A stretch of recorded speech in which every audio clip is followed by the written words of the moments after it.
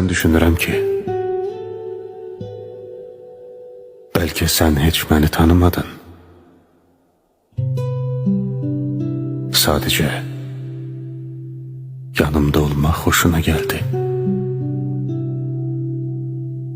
Mən də bütün qəlbimlə səni sevdim. Elə bildim ki, özümü sənə qurban verməklə xoşbəxt olacağım.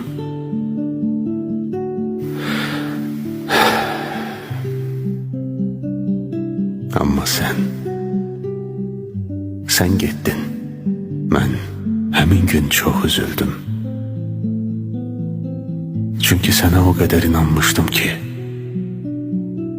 düşünürdüm bütün dünya dağılsa da, hamı bir-bir çıxıb getsə də, amma o heç vaxt məni tərk etməz. Həyatın işinə bax.